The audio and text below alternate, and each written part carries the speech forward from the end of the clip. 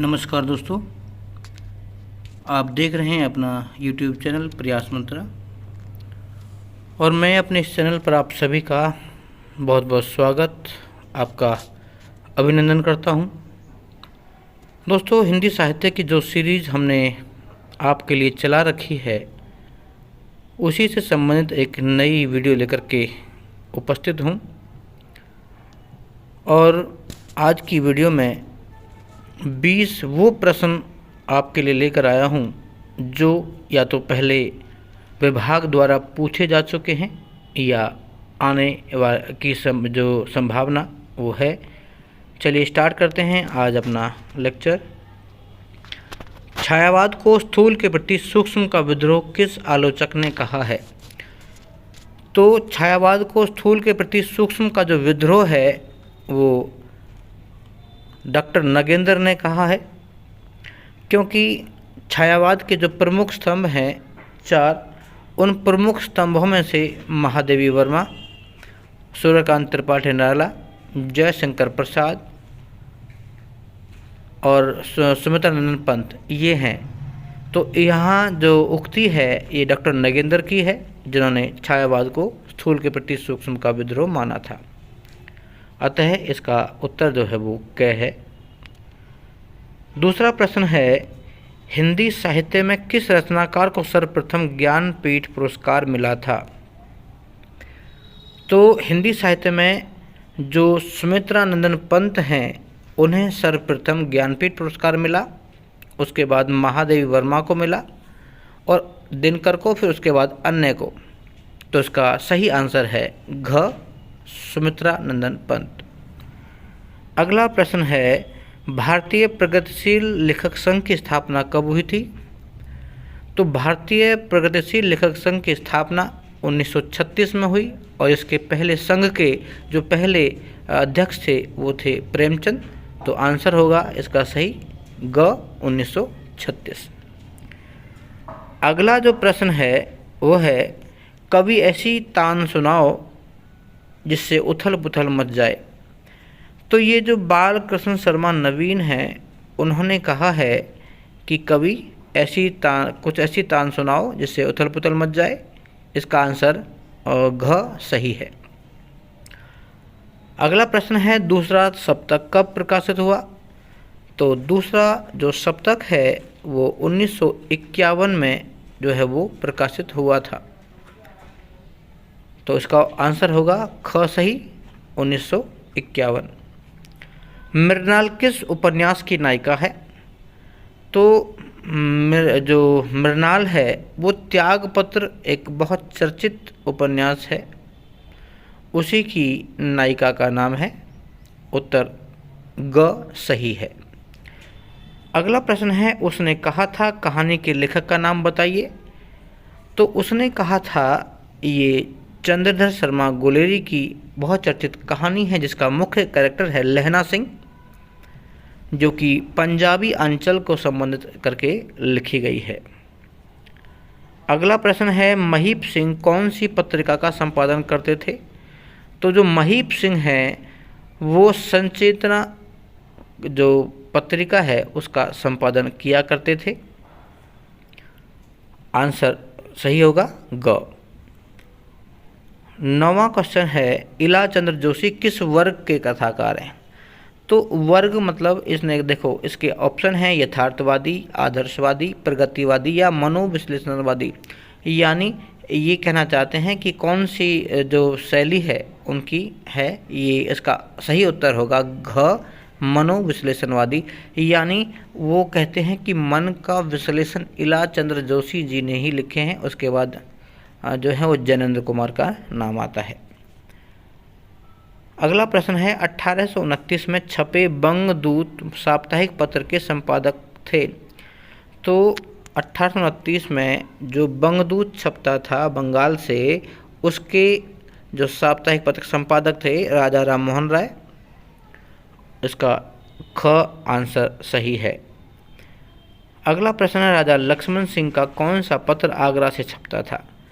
तो राजा लक्ष्मण सिंह का प्रजा हितैषी जो पत्र था वो आगरा से छपता था। उसके जो संपादक थे वो थे राजा लक्ष्मण सिंह, अतः इसका ग आंसर सही है। आगे क्वेश्चन नंबर 12, मीरा ने कृष्ण को गौवन के रखवारे कहा है, इसके लिए एक शब्द है।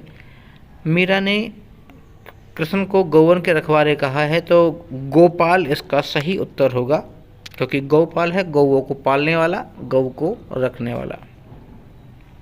अगला प्रश्न है, लाख की चूड़ियों में लेखक बदलू को क्या कहता था? तो ये प्रश्न कक्षा 8वीं वसंत के लाख की चूड़ियों से लिया गया है। यहाँ जो लेखक है वो अपने ननिहाल जाता था, तो वहाँ एक बदलू नाम का चूड़ियों का काम करने वाला व्यक्ति है, जिसे गांव के सभी लोग बदलू काका कहते हैं, तो लेखक भी उसे बदलू काका के नाम से ही पुकारता था। सही उत्तर होगा बदलू काका। कवि बच्चन ने अग्निपथ शब्द का प्रयोग किसके प्रतीक में रूप में किया है? तो कवि हरिवंश राय बच्चन जी ने अग्निपथ शब्द का प्रयोग जो है वो जीवन की कठिनाइयों की ओर को ध्यान में रख करके एक प्रतीक के रूप में, एक सिंबल के रूप में चित्रित किया है, अतः इस प्रश्न का सही उत्तर ग है। जो मापा जा सके का एक शब्द होगा, जो मापा जा सके उसका सही शब्द है ग यानी परिमेय, और अगर जो मापा ना जा सके वो होगा अपरिमेय, तो इसका सही उत्तर है ग पाठ परिमेय। प्रश्न संख्या 16, जयशंकर प्रसाद का आरंभिक उपनाम क्या था? या इस क्वेश्चन को थोड़ा घुमा के पूछ सकता है कि जयशंकर प्रसाद बचपन में किस नाम से या प्रारंभिक दौर से किस नाम से जो है वो लिखा करते थे? तो उसका नाम था कलाधर। 17वां प्रश्न है, किस्म किस्म की कविता नामक लेख के कवि हैं? तो किस्म किस्म की या तरह तरह की जो कविता है उसके लेखक हैं डॉक्टर जगदीश गुप्त, उनका ही एक लेख था किस्म किस्म की कविता। अगला प्रश्न है 18वां, अज्ञे को उनकी किस काव्य कृति के लिए साहित्य अकादमी पुरस्कार मिला था? इसे दो तरीके से पूछ सकता है कि अज्ञे को साहित्य अकादमी पुरस्कार कब मिला था? 1964 में। और अगर ये दूसरा बदल के पूछ ले कि 1964 में अज्ञे को साहित्य अकादमी पुरस्कार किस पुस्तक पर मिला था, तो आएगा आंगन के द्वार पार। तो इसका सही उत्तर है क, आंगन के द्वार, आंगन के पार द्वार। आगे है 19वां प्रश्न है, छायावाद को महत्वपूर्ण कृति कामायनी में कितने सर्ग हैं? या छायावाद की जो महत्वपूर्ण कृति है कामायनी, उसमें कितने सर्ग हैं? तो इसका सही उत्तर होगा 16 सर्ग हैं। अगला है, अलंकार को काव्य का प्राण मानने वाले आचार्य कौन हैं? तो अलंकार को काव्य का प्राण मानने वाले जो आचार्य हैं वो हैं आचार्य केशवदास, क्योंकि केशवदास रीतिकाल के जो प्रवर्तक कवि हैं और उनकी जो पुस्तक है रामचंद्रिका वो अलंकारों का अजायब घर या छंदों का अजायब घर उस नाम से जानी जाती है और उसे कहते हैं कठिन काव्य का प्रेत। तो आंसर होगा इसका केशवदास घ। निम्न में से कौन से आचार्य श्री संप्रदाय से संबंधित नहीं हैं? तो इसमें जो संप्रदाय रहा रामानंद जी जो श्री संप्रदाय से संबंधित नहीं है, बाकी रामानुजाचार्य, राघवानंद और विष्णु स्वामी ये सभी श्री संप्रदाय से संबंधित हैं। अगला प्रश्न है, किस विकल्प में अ उपसर्ग का प्रयोग हुआ है? तो इसका सही होगा आंसर घ, अप्रत्याशित, अप्रत्याशित। आगे है, नेपथ्य में हंसी और दो पंक्तियों के बीच काव्य संग्रहों के रचयिता कौन हैं? तो नेपथ्य में हंसी और दो पंक्तियों के बीच का जो काव्य संग्रह है वो राजेश जोशी जी की काव्य संग्रह हैं और इनकी एक प्रसिद्ध सुप्रसिद्ध कविता जो है वो कक्षा 10th कोर्स ए में बच्चे काम पर जा रहे हैं वो लिखा है। तो इसका आंसर होगा क, राजेश जोशी। 24वां प्रश्न है, हस्ब मामूल शब्द का अर्थ है, इसका अर्थ है यथावत। यथावत मतलब बिल्कुल तटस्थ कहते हैं इसको, पहले जैसा था वैसा ही, उसी प्रारूप को यथावत कहा गया है। तो ग आंसर जो है वो सही माना जाएगा।